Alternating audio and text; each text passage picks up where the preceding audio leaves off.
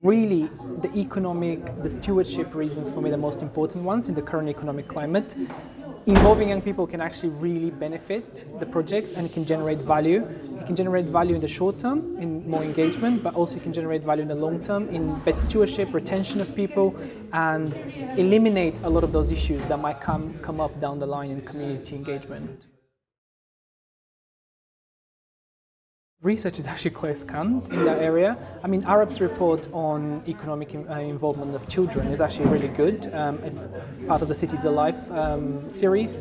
You can also look at different particular case studies of engagement. So I worked on a project in Tower Hamlets, which generated new principles in the SPD, which were around community engagement, which were missing from that SPD, for example. And it can also generate new opportunities. It can generate new partnerships. In where I live, on the back of a youth project, we're doing a lot of retrofitting now, which obviously is going to lead into jobs and it's going to lead into community improvement. So they could be a very key part of unlocking a lot of the potentials of the area. There is a lot of issues of community cohesion that come up, a lot of issues around vulnerable adults, homelessness, a lot of issues in terms of the idea of what society we live in, compassion, multiculturalism, capitalism do come up a lot.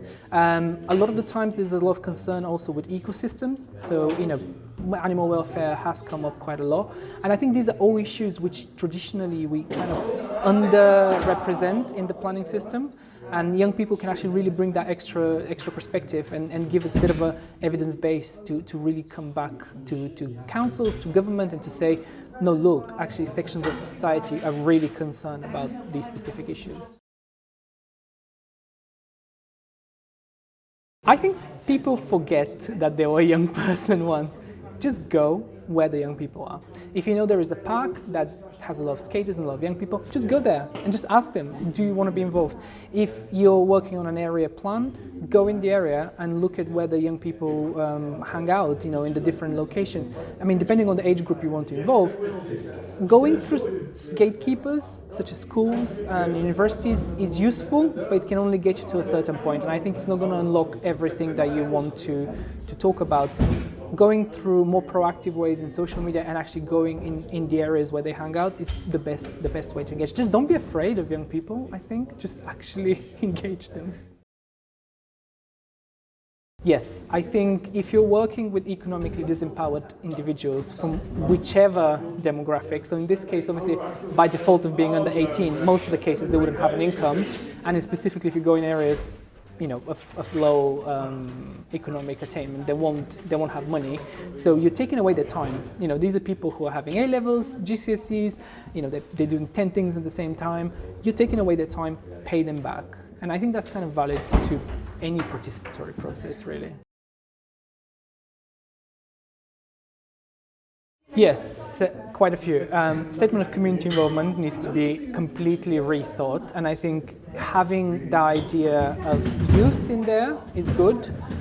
Equality duty needs to be better defined. In quality impact assessments, age is a protected characteristic. What does that mean? Who provides the evidence that young people are negatively impacted?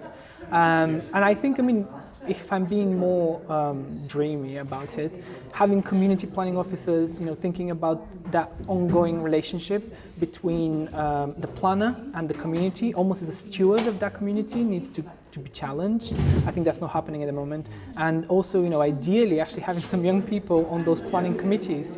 Why can't half the committee or the whole committee be community members who vote on community proposals? That's what we do with the jury system.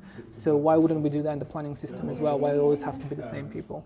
So yeah, just broadening up, opening those doors, and just treating them as a population that actually is important to our future, both economically and socially. It's just basic respect, I guess.